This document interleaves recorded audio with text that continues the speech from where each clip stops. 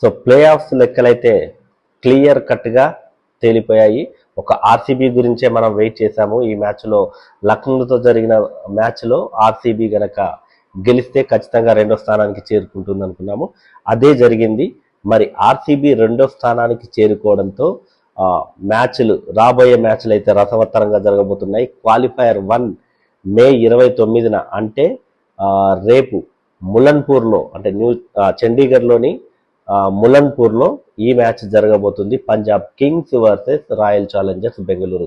మరి పంజాబ్ కింగ్స్కి అది home ground కాబట్టి మరి మ్యాచ్ అయితే చాలా ఇంట్రెస్టింగ్గా ఉంటుంది. మరి ఆర్సీబీ ఇప్పటివరకు అన్ని అవే గేమ్స్లోనే ఎక్కువ విజయాలు సాధించింది. నెక్స్ట్ చూసుకున్నట్టయితే ఎలిమినేటర్ మ్యాచ్ కూడా ఇదే స్టేడియంలో జరుగుతుంది మే 30న.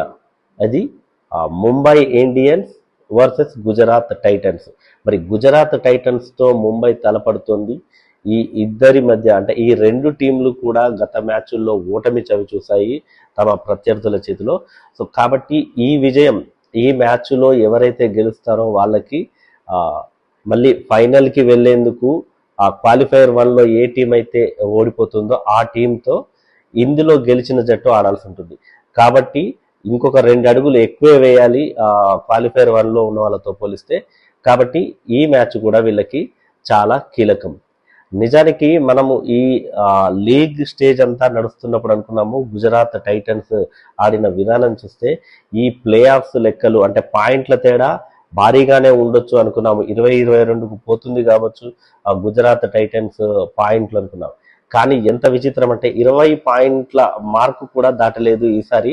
మనం చూసుకున్నట్టయితే ఒకసారి టాప్ 4 టీమ్స్ యొక్క పాయింట్లు చూసినట్టయితే Punjab Kings 19, RCB 19, Gujarat Titans 18, Mumbai Indians 16. అబ్బా, ఒకే ఒక్క పాయింట్ డీసీ ఎంత డిసప్పాయింట్ అయి ఉంటుందో. డీసీకి 15 పాయింట్లు ఉన్నాయి. అంటే 16 పాయింట్లతో కూడా ముంబై ఇండియన్స్ అయితే టాప్ 4కి చేరుకుంది. నిజంగా ముంబై ఇండియన్స్కి అది ఒక లక్ అనే చెప్పచ్చు. మరి చూద్దాం మరి ఈ క్వాలిఫైయర్ 1లో ఈ ఎలిమినేటర్లో ఎటువంటి ఇంట్రెస్టింగ్ మ్యాచ్లు జరుగుతాయో ఎవరు గెలుస్తారో అనేది మనమైతే వేచి చూద్దాం.